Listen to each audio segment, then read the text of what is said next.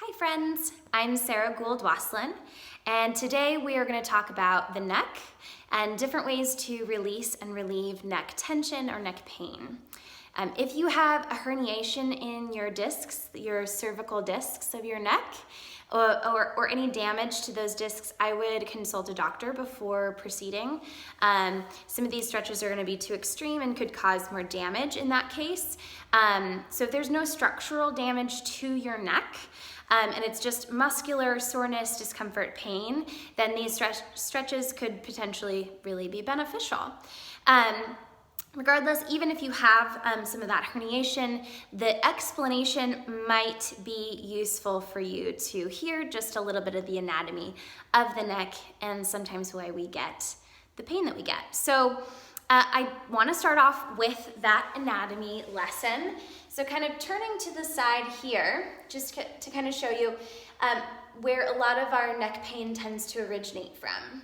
So a lot of us are at the computer a lot, and we talk about how that causes neck and shoulder tension and pain, but maybe you don't know exactly why that causes those kinds of discomforts and pain. So usually, or in a perfect world rather, our head would sit directly over the shoulder girdle.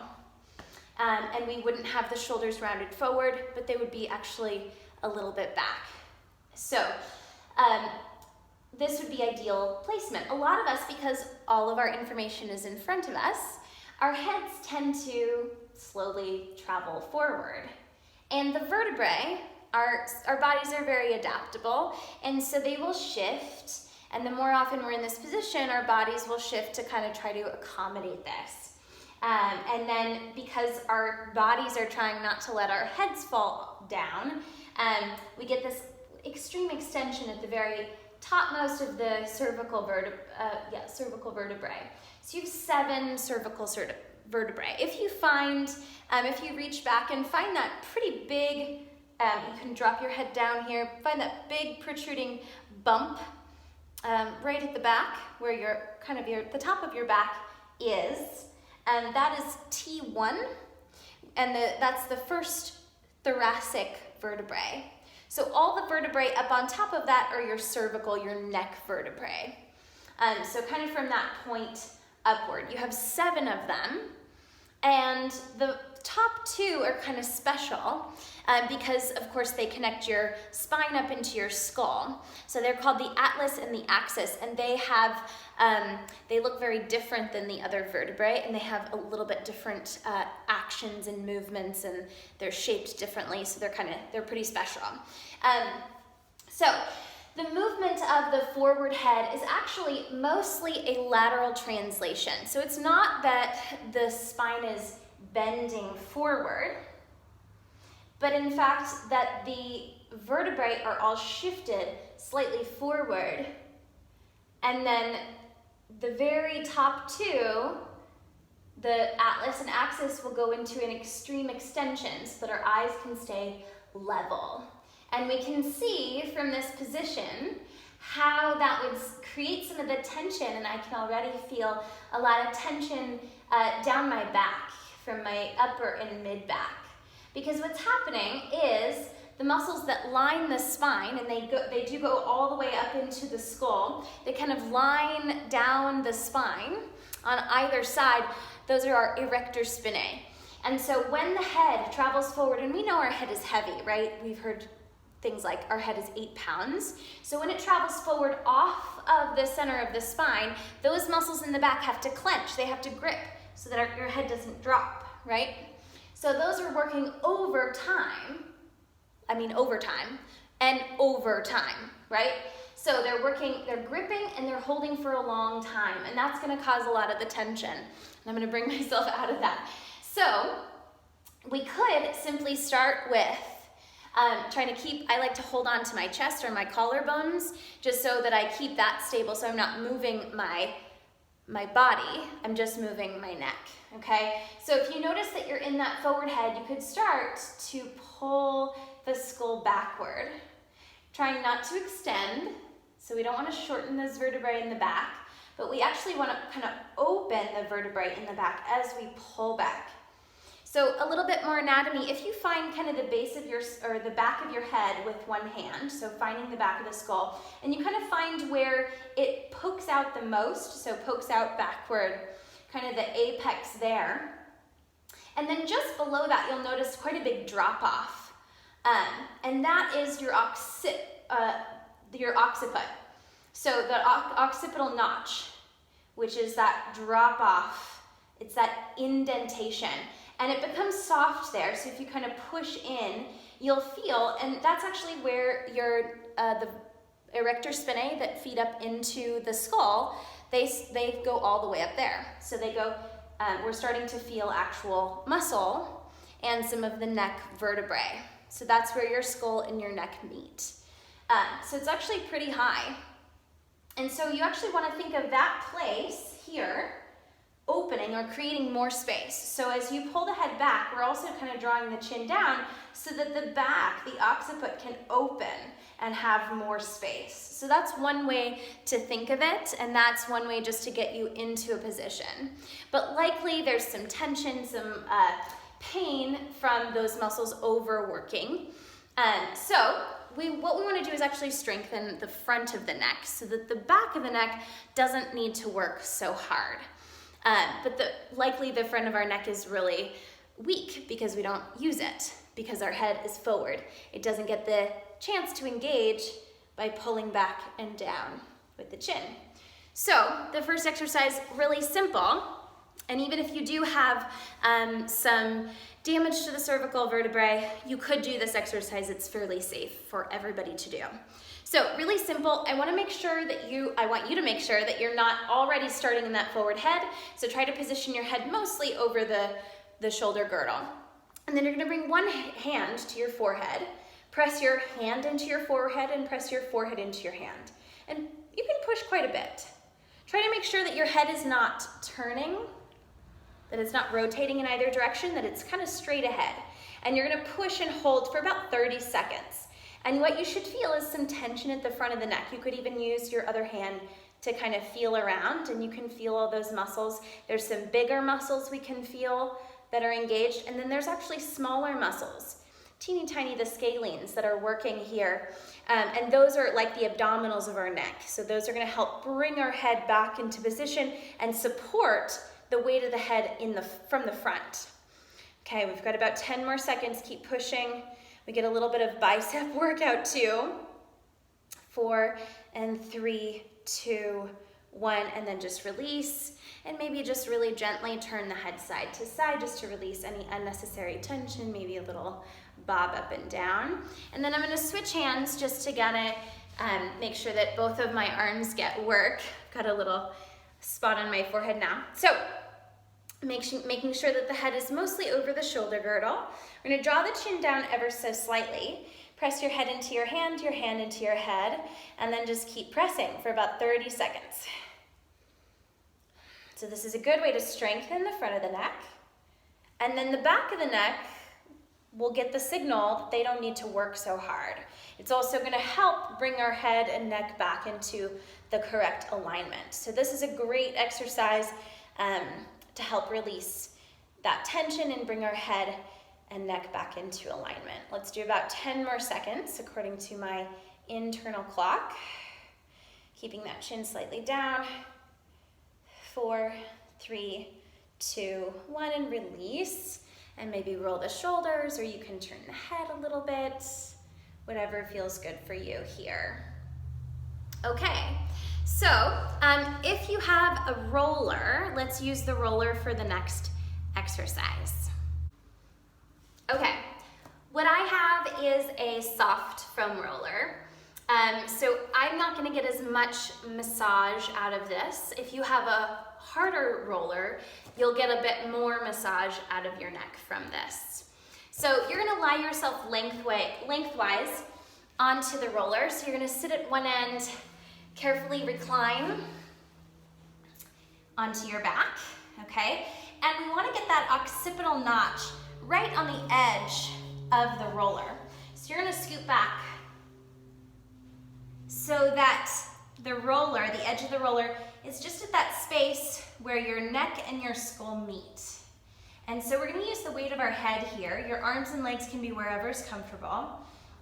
And use the weight of your head to be that weight to massage the back of the neck. And so we'll gently and slowly turn the head side to side. Really slow, like in slow motion. Allowing the edge of the roller to massage the very top of those erector spinae muscles that line the spine and feed up into your skull. And that tension of those muscles can lead to headaches, and it can really mess you up when those muscles get overly tight, chronically tight. So this is a really nice one to do, and you could really do this for as long as it feels good. I would do it for at least a minute. And if you find any tight spots, any knots, you can hold and stay there. You could even do a little up and down nod of your chin or tiny little circles. Just always to kind of massage the erector spinae that feed right up into the skull. And less is more here, so if you do find that this isn't quite the right spot, move just a little bit in either direction and you'll find a different spot. So I want to emphasize small movements. Don't move a ton. You don't want to be right on the neck. You still want to be on the base of the bottom portion of the skull, kind of behind the jaw, if you will, or even maybe higher than that, just behind the ears. And working on those muscles. So feel free to do that for as long as feels good to you, always getting off really slowly and carefully. So that would be the second way to release some of that tension. So a third way is to stretch some of the muscles. And stretching, in my opinion, should not be used as its own solution. It should always be accompanied by either some massage or some strengthening, or ideally both, so that we're getting stretching on one side, strengthening on the opposing side, and also some massage work in there too. So moving on to our stretching, sitting anywhere that's comfortable, whether you're sitting on the floor, sitting on a chair, we're going to do a couple of things here. So I want you to sit, let's stretch the right side first. So I'm gonna have you sit on your right hand, okay? So we're just encouraging that shoulder to drop down by using our weight on our hand. If that's uncomfortable, you can not sit, but just try to let that shoulder be heavy. So from there, we're gonna turn our head away from that side. So I'm bringing my left ear toward my left shoulder and opening this whole right side. Again, let that shoulder be heavy, don't let it tense up, and let this shoulder be heavy too. And if you want a little bit more stretch, you could use the weight of your hand gently on top of your head. And I'm not pulling, I'm just letting the weight of my hand, the weight of my arm help a little bit. And so we'd stay here and breathe, and imagining that you can breathe into the muscles you're stretching. And we'll stay for about 2 more deep breaths. And you're absolutely welcome to stay for longer. Once you feel complete with this, you're gonna keep your head heavy on this side. You're gonna turn your nose toward your armpit, and then reposition this hand to the back of the skull. And now you can do a little bit more pull. So this is really the exercise that I don't recommend if you have disc issues or any structural issues with your neck. We're really wanting to just stretch the muscles, but if you have a herniation in the cervical vertebrae, this could aggravate it and cause more pain. So we want to be careful with this. And from this position, if this feels good to you, you can also play with the amount of rotation. So you can rotate more toward your shoulder or less toward your shoulder. Again, little movements here are going to make a big difference. There's muscles all along from the outer side to the back side of the neck. So any little movements, you're just going to find different muscles. And we're all tight in slightly different places. So I would play with that. And then once you find a really good stretch, breathe into the place that feels tight. And if that helps, you can lean away from that arm to give you a little bit more stretch. And you can stay here for really as long as feels good to you. Once you feel complete with that, we're going to keep the head heavy here. We're going to just release that hand down. And to come out of this, I want you to roll your chin forward down to your chest. And then restack the cervical spine, the neck from the bottom up. So really slow. So we're engaging the front of the neck to help lift the head up.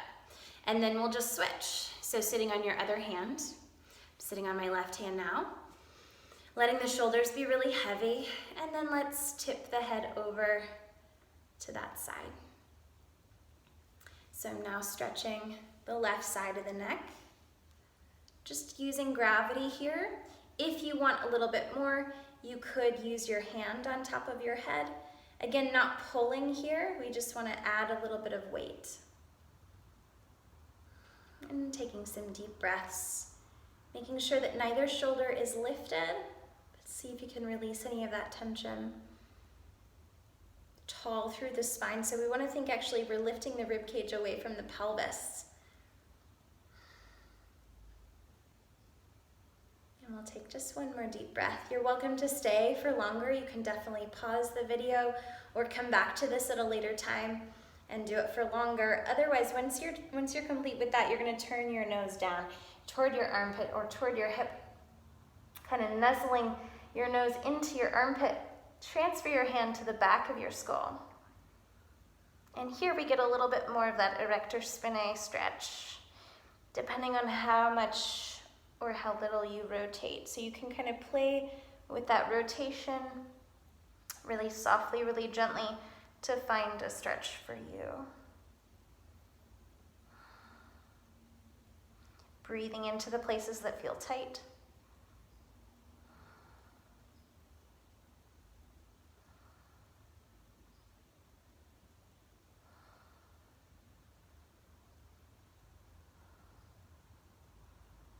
And then when you're done with that, we're going to take the hand down. Roll your chin forward and down toward your chest, toward the top of your sternum. And then slowly from the bottom up, you'll roll the head up, roll the neck for one vertebrae at a time, using those scalenes in the front to help push the neck up, push the head up. And then go ahead and release.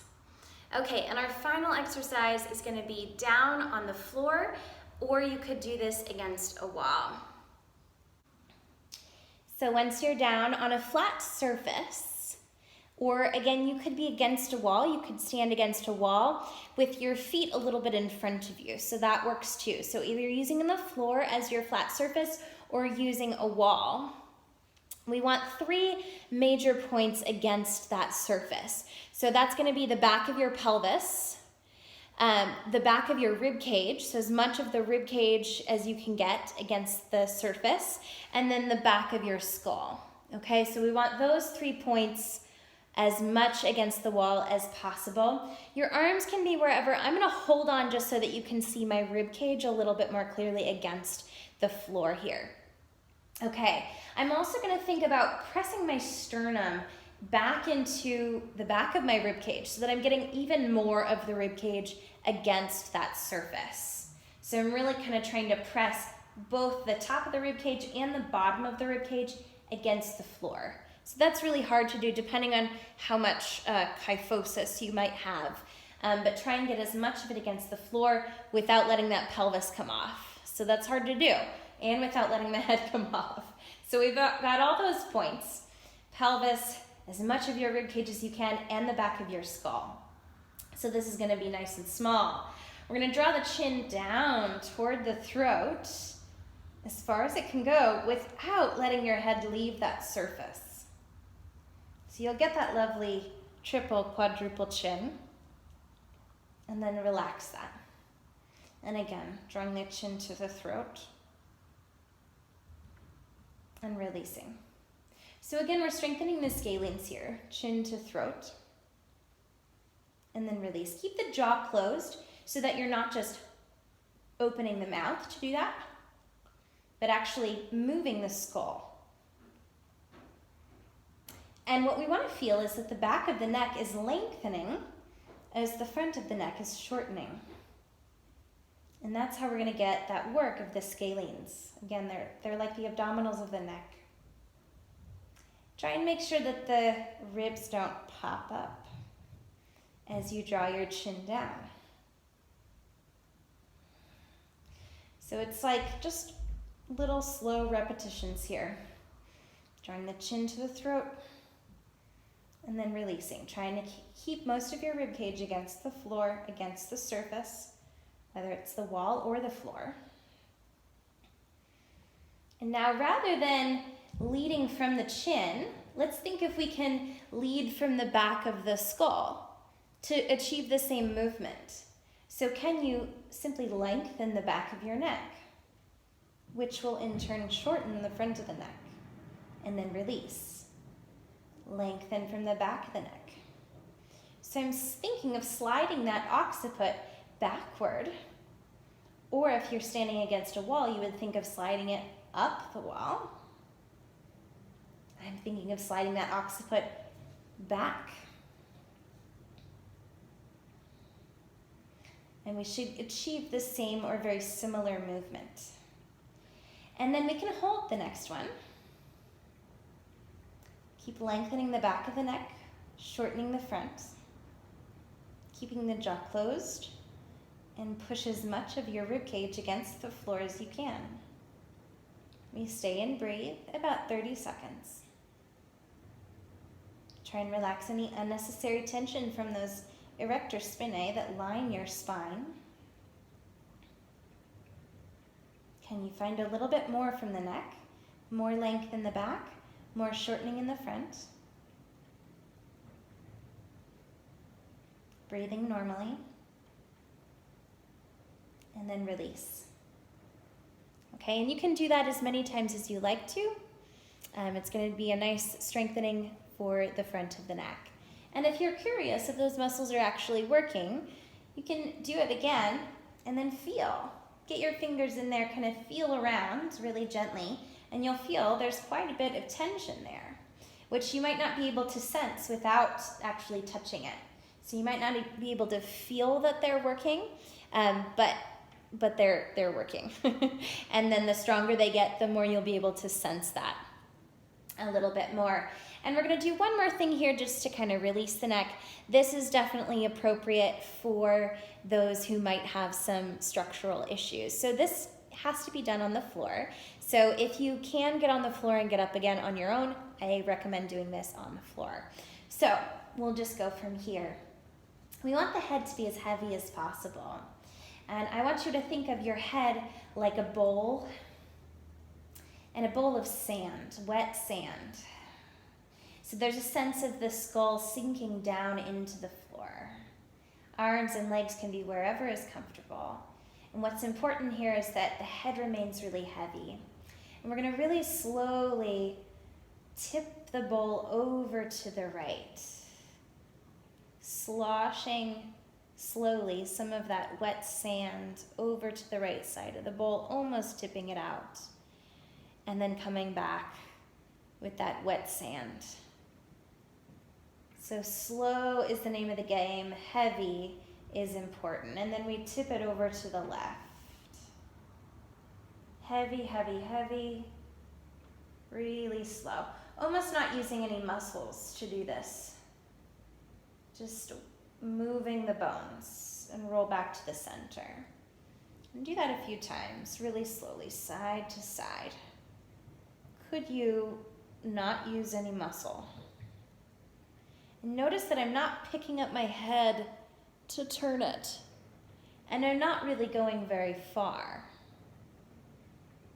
It's just a slow roll. Almost like my nose is just slowly waving in the breeze. And then we'll come back to the center and we're going to do a small up and down with the nose. And again, it's fairly small. So I'm not going this extreme. It's just a little small up and down. Again, imagining your head really heavy, all that wet sand in your bowl. And then we'll kind of combine those for a little circular motion.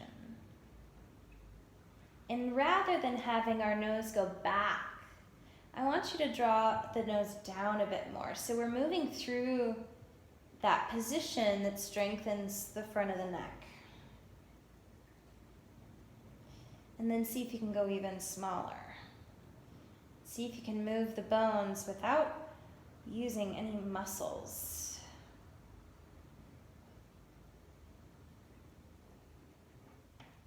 Not everything has to make sense logically. Try and use your imagination, your creativity. Imagine that you can move without using the muscles. What would that feel like? And then reverse. And I almost think like I'm digging a little hole in the floor with my head, or just burying my head into the sand with this little tiny movement. So my head is really heavy.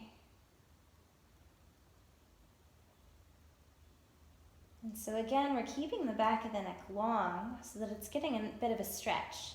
It's getting some elongation.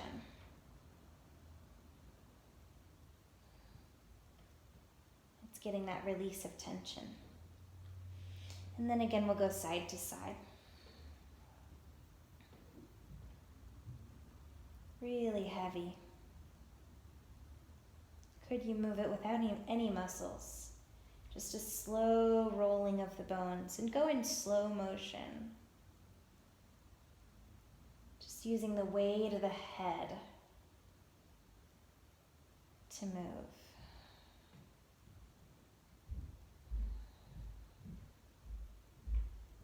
That my right ear gets really heavy, which rolls my head to the right. And then the back of my skull gets really heavy, that rolls me center. And then the left ear gets heavy, that rolls me over to the left. And the back of my head gets heavier, that rolls me center. So just moving the weight in your head.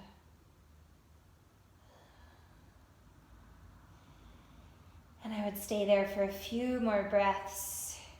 When you are ready to come up, I recommend rolling over to one side, pushing that hand off the floor to help you up. Your hair might look a little silly. That's all right. So I recommend doing that at least once a day. If you have a lot of neck tension, maybe you do that more than once a day, and that should really help. The other thing that you can do is do some shoulder stretching exercises, and I'll make another video for that fairly soon to accompany this video. Thanks for watching, and I will see you next time.